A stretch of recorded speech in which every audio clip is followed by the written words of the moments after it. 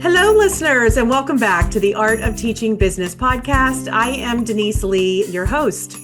So I am super excited because I have my first ever guest here on the Art of Teaching Business podcast. I have Norman, and Norman is a teacher that for several years, I have worked with Norman. He's been on some of my webinars, but I don't want to steal any of Norman's thunder. Ladies and gentlemen, this is Norman. Norman, will you introduce yourself to the listeners? Thanks, Denise.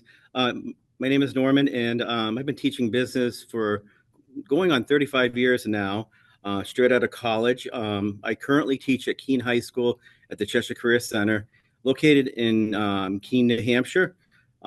Actually, a medium-sized city, but compared to many places, it could be a big city or a small city. Our school approximately has about 1,200 students, and we have 4 schools send students to our school for a career in tech ed as well. Okay, so when you say 1,200, that's in your high school? High school. Okay. And I've taught many courses over the years, but I currently teach Accounting 2, Introduction to Business, Financial Literacy, and Entrepreneurship. Okay, awesome. So what drew you to business education? You said you've been doing it since college. What was the spark? My spark originally happened back in high school when I was teaching, when I was taking Accounting 2 and Accounting 1 and 2 were taught by the same teacher, same period. And I was always ahead, loved business. And that's what sparked me to want to be a business teacher, is I was always constantly helping my classmates in Accounting 2. I was always ahead of them. So that really made me feel like I had a knack for this. Yeah, awesome. And I've worked with Norman, and he has a great knack for this. So what you use My City Collaborative in your classroom. And if you are new to listening here, the City Collaborative is a project-based, immersive way of teaching business education concepts. And Norman, what first inspired you to try the City Collaborative project in your classroom? And how did your students respond when you introduced it? This is a wonderful project. I had been searching around to try to get my Introduction to Business class engaged, more hands-on. We're coming out of COVID. Everyone's on electronic-based things all the time. Kids were not communicating with each other face-to-face, and this pulled everything together for me. When I first started doing this, I knew I needed something new in the classroom. It needed some type of spark in the classroom. And I was a little nervous at first when I implemented it because I didn't know how the students were going to take it. But I made sure I was like excited and say, do you like doing this? And, all this stuff. I actually went through and created a business with them all the way through. The kids actually received it well. The first time I have taught this, I've taught 5 semesters of it. And each and every semester, the kids look forward to coming in. When are we going to start a business? When are we going to do this? They just can't wait to show up to class.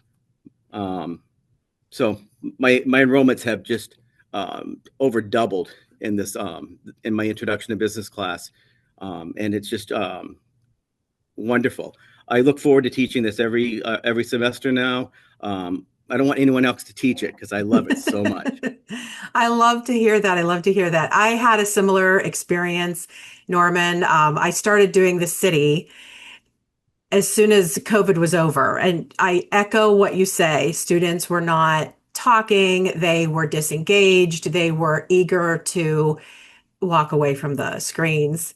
So I loved it as well. My enrollment increased because when students see that you're erecting this little city and that they're going to be actually doing something meaningful in real world, that they want to be part of it. And yeah, I got the same feedback. They were like, when are we going to start building? When are we going to start building the businesses? And this is also increased our enrollment in our other elective courses that we're usually full house now. Before we were not full house. So kids get the interest in introduction to business, and now they're moving off to entrepreneurship, accounting, principles of finance, other courses where our enrollments weren't quite as large before. That's awesome. Yeah, we in the CTE space and the elective space are competing against other departments that are doing super cool project-based projects. And we have to step up to the plate and we have to do what we can do so that students elect to take our courses. And once they're aware of the cool things, then yeah, we can reel them into how accounting melds with real world concepts in business because it is the language of business, of course. And I just love to hear that, Norman. So what differences have you noticed in engagement and behavior? So you hit on this a little bit, but what are you hearing students say going into the building process? um, they cannot wait to get going. We cover a lot of the basic stuff to begin with, to give them a background, and everything that we do in the class applies to the city as their overall project on this. So we talk about business basics, we apply it to the city. We talk about entrepreneurship, we apply it to the city. We talk about advertising, and so on and so forth. And kids coming in here, they can't wait. What are we doing next? What are we doing next? Um, Kids talk among classes. I have 4 sections this year, and I had 6 last year. So the connections between the classes, not only within the classroom itself, students come in for our tours, and they come through my room, and it's the eye opener. So it's like, oh wow, middle school 8th graders coming into a scary building. They come in tours throughout the year before when they're in 8th grade, and it's just amazing to see them light up, and that has really helped with my enrollments too and interest. Kids can't wait to start this, and they talk about it afterwards. And kids leave from this class and go on to my entrepreneurship class. It says, what are we going to do in there? So they know that they're going to keep on having hands-on assignments, that they're engaged, and that they have to work with one another, and they want to. But initially, it's a little tough. And getting them to communicate with one another, and then realize how friendly atmosphere it is, and that we're all working together as a collaborative. Yeah, that is exactly why I called it the City Collaborative. My entire goal was to get all of my classes, because I taught the multi-prep lifestyle. I had 5 to 7 preps every year, to get them all working together, even at different times, to have a common place where we were learning and growing together. But also, the City Collaborative is truly immersive. And I love that your kids had the same experience that mine did, with excitement and when are we going to build? We too did a lot of tours. I mean, what a great way to do recruiting, because they want to be part of it. I love that. So I get 2 commonly asked questions, Norman, and I've seen pictures of your City Collaborative. One question is, not sure I have the space to do the city. How much space does your actual city take up in your classroom? Because I have multiple sections, and last year I had 160 students, so it's a bigger area. If you lay out the city, you can go smaller. It all depends on your scale itself. Mine filled up. I had 4 8 by 4 foot platforms for it, and it filled it up quite a bit itself. But it's amazing when you see it being so large, and overcoming the classroom. And but again, you can make it smaller too. You don't have to put the city together. You can just have to go through the whole process without actually laying out the city itself. And you have countertops, shelves. If you have a place in your building, you could display these for other students in the school to see them. Anything works, from the smallest space to the largest space. Yeah, I agree. I have some teachers that are doing a 2-dimensional, like a bulletin board, where the students are creating the facade of the business. But yeah, I have some that are doing it on shelving units because they have limited space. So I had about five things that I had to buy supply wise. Because I get that question a lot. Like, what do I need supply wise? What are your things that you knew you needed to have as far as supplies to equip your students for the projects? Access to a color printer, um, glue. I really like the double-sided tape. It really holds the sides of the buildings together.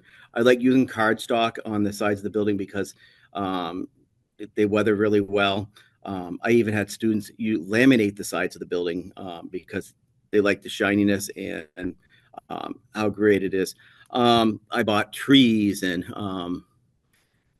little people, fence, swing sets, anything along the HO train model we used for this. Again, I added a lot of new features um, to this each and every time. We reuse them each year. Grass for it. Yeah. Um, I originally bought roads, um, but I decided upon myself that I wanted to create my own roads where I opened up a Google slideshow and started designing the layouts of the roads so I can print as many as I want Yep. to make it more realistic for my city. Yeah, I echo that. I bought a collection of miniatures we used year after year because once you buy little people, and the kids love to have the space to chat, to be creative. You know, high school kids are just big kids.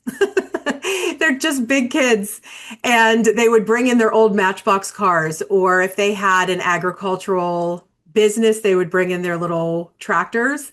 I worked in a very rural school district, and then our ag department got on board with us because I had some ag students in the FFA, and they started making rooftop gardens for some green space in the city. And yeah, and once I purchased those miniatures, I mean, I could get like 40 trees for like $10. I had them forever.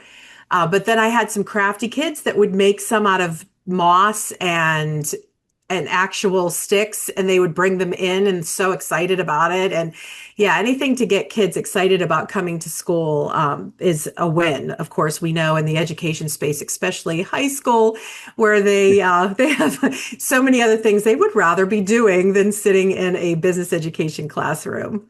I did use the road tape, which is like a Matchbox car road tape. The kids, I would actually have to hide it from the kids because I didn't want them using it when it wasn't supervised, because I would go through so much road tape because they would just play with it. But yeah, it was a great conversation starter, wonderful way to for purposeful play, and purposeful play is so important in project-based learning, I believe.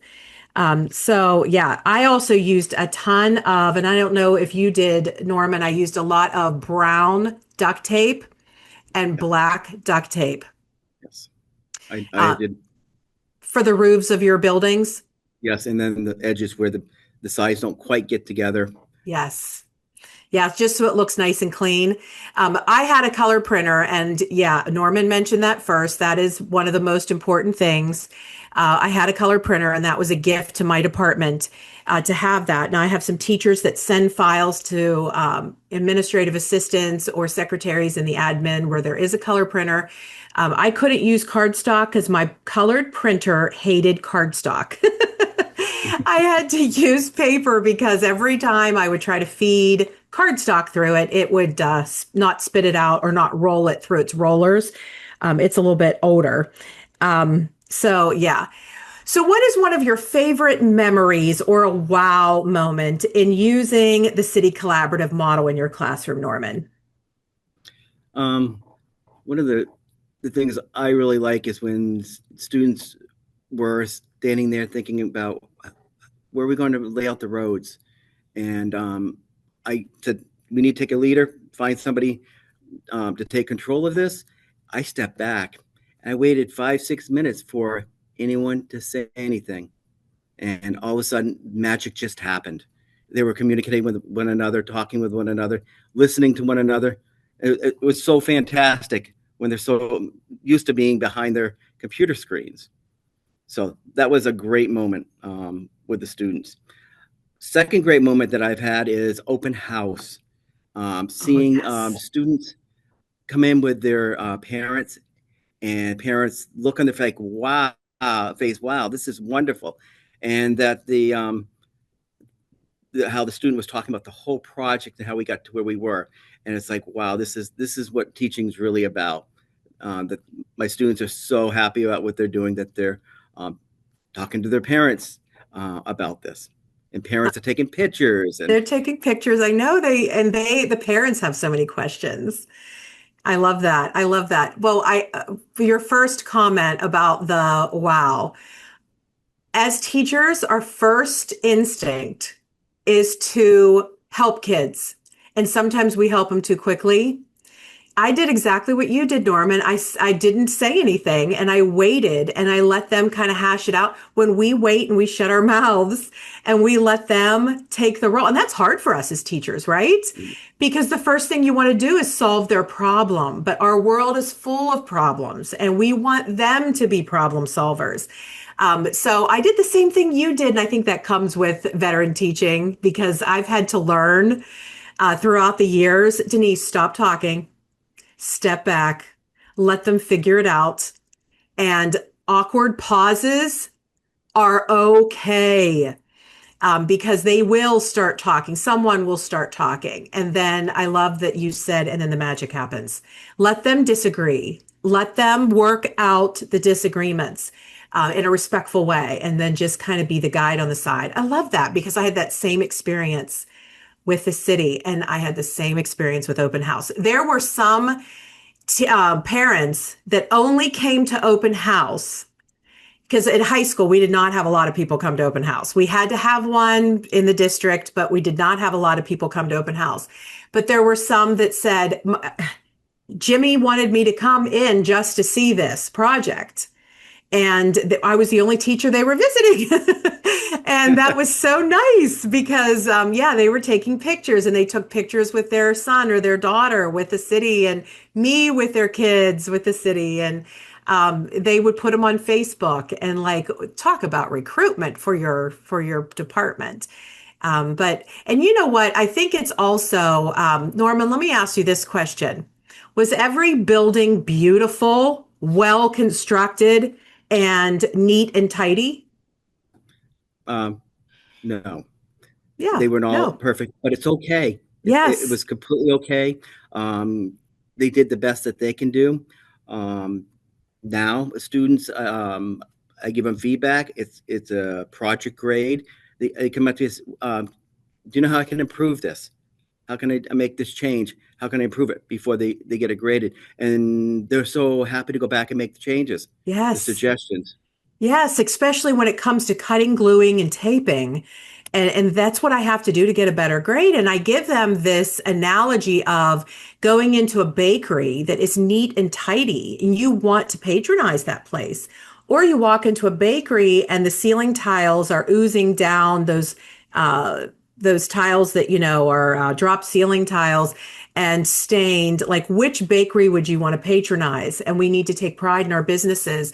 But yeah, no, not all. I am an art teacher as well by trade, art and business. And the first thing I want to do is, help the kids make them all perfect. Then I had to step back and say, it is okay. They are trying their best. If it's their best, of course, we as teachers know when they're not trying their best.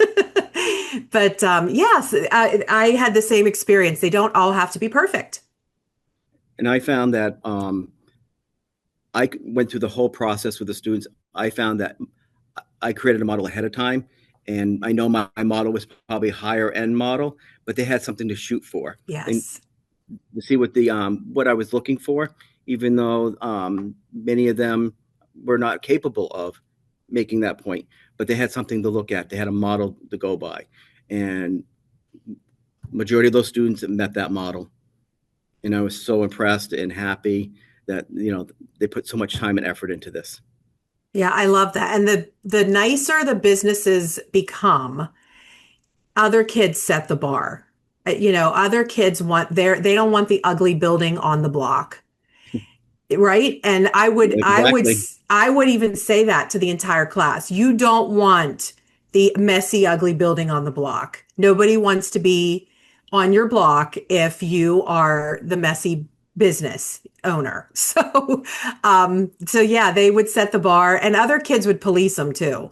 I would find that, hey, dude, that's a mess, or they would help each other, and I totally let it happen. It's collaboration. And, not do the project for them, but with them. I loved it. I loved that they were helping each other in the space. So I actually helped my kids bring in some boxes because, of course, I have a busy family and I'm cooking pasta and so forth. Pop Tarts. I used a lot of Pop Tart boxes. Did your kids were they pretty good at bringing in the boxes? Because we are just making these businesses, folks, my listeners, with repurposed, upcycled boxes we had at home. Were they bringing in their own, Norman? Did you help them? Did faculty bring them in? Well, I started with having them come in with bring one in. And then I got all sorts of different types of boxes and stuff that really was difficult to create buildings by. So I set examples out. I emailed their parents Yes. saying, "Hey, if you have any of this stuff at home," these and had pictures of sample boxes. I've had many teachers donate things and so on. Right now, I have over 500 boxes now for next year that I keep accumulating. Yep. And they break down nicely, and you just got to retape them. But it saves a lot of headaches of having kids. They forgot their box. They brought the box is too big. And when we start talking about size and you know how big is a normal bakery going to be, or a auto dealership, um, or whatever they decide upon, and they start thinking, oh yeah, we need to scale it back. Yeah, exactly. I think that's a lesson in itself. Like my auto dealership is obviously going to be a lot bigger than my bakery. Yeah, exactly. My one of my favorite boxes to use are the plasticware boxes, like silverware for buffets, because they have the little window, and some pasta boxes have the little plastic window, and my students would make that a window in their business so that you can see in the pet shop or you could see in the bicycle shop. And then they had some interior work that they would do. But a lot of my boxes were cracker boxes, pasta boxes, Pop Tart boxes. And yeah, you're right, Norman. They collapse great. So I had a table I hid them under, Right. and then the kids could just go shopping. Faculty helped me out a lot too. Sometimes they would say, "Oh, I thought of you. Here's some boxes for your city because they're perfect." And I did not have a lot of luck with students bringing in the boxes. I always had a ton of boxes because they would bring in Amazon boxes that were entirely too big. Was that your Yes, experience as well? that's Yeah. my experience. Yes. Yeah. Yeah. Okay. So what advice would you give, Norman, to a teacher, looking back based on project-based learning? What advice would you give them in doing, if they're thinking about doing something like this, like the City Collaborative? What advice would you have for them? My advice would be uh, is to start small. Start small. Start implementing it a little by little. Take what you currently do and add the different components in. Um, that's some of the key things I would do. Let it unravel on its own. Um, Things start to just flow so nicely. Um, and kids are always interested in wanting to know what's coming next, what's coming next. Um, so as I said, I jumped right in to this whole entire process because I was so excited about this, and kids were excited, which made me more excited. So I spent a Yes. lot of time doing this. But just to start it, have them create their buildings and go through the process. Don't worry about laying out the city, or have them do a 2D model of it. It's the process, and giving them ownership in their own projects. Um, this is I I love wouldn't ever hold back. I would recommend this for anyone who is teaching an introduction to business entrepreneurship class um, firsthand. It's a great project to build the course around. Norman, thank you so much. And there's a couple things that I want to piggyback on of what Norman said. You, I get so many reluctant teachers because this is an ambitious project. It is an ambitious project because Norman has taught for 35 years. I taught for 28 years. We are wired for textbooks in education. If we've been teaching as a veteran teacher, this is a disruption. Project-based learning is a disruption to what we've known in the past. But what we did years ago does not work with this generation of kids. We want them to put their phones down. We want them to be engaged and doing and talking. And I have to say, I did the city for years, and there was never a time when we were in the building project process that it wasn't a hot mess. And that's okay.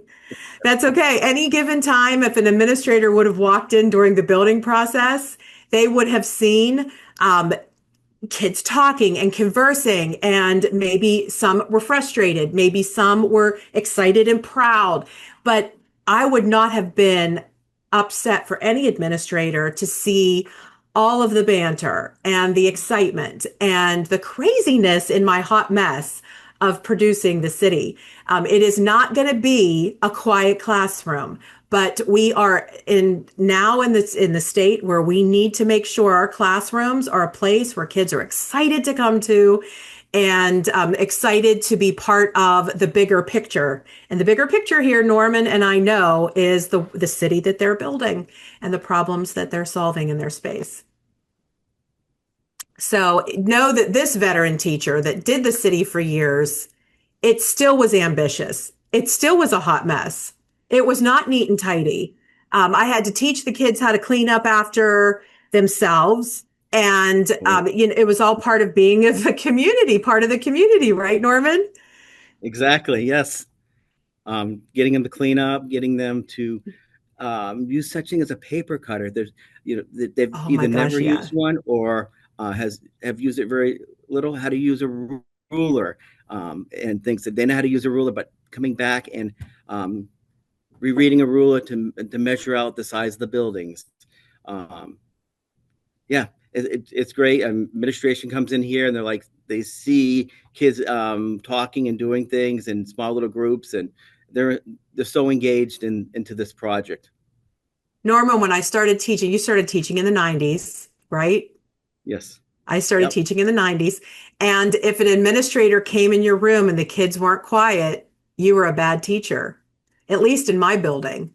Now, if an administrator comes in a bustling classroom of busy kids, they are just thrilled that those kids are in that classroom busy, learning and growing together instead of in their office being in trouble.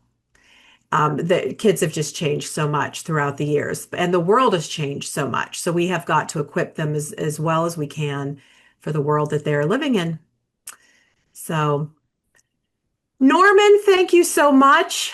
Listeners, I want to tell you that there is a City Collaborative Facebook group. It is the City Collaborative with Denise Leigh. All you have to do is request to be in it. Even if you're not currently doing the city, you'll be able to see some great pictures of Norman's classroom, Norman's City Collaborative setup, and what he did, as well as other teachers that are doing the City Collaborative in some very little space, some more space, and as Norman said earlier, some are doing their City Collaborative in libraries, in maker spaces, or other places in their school building.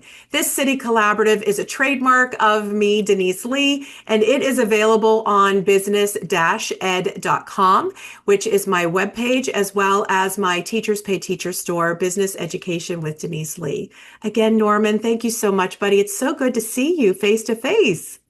Thank you, Denise, and thank you again for creating this and sharing this wonderful project. Thank you, Norman. Thank you, everyone. Please stay tuned as I am going to be interviewing some other dynamic business education teachers and CTE teachers throughout our world. I stay tuned and I look forward to more episodes of the Art of Teaching Business podcast.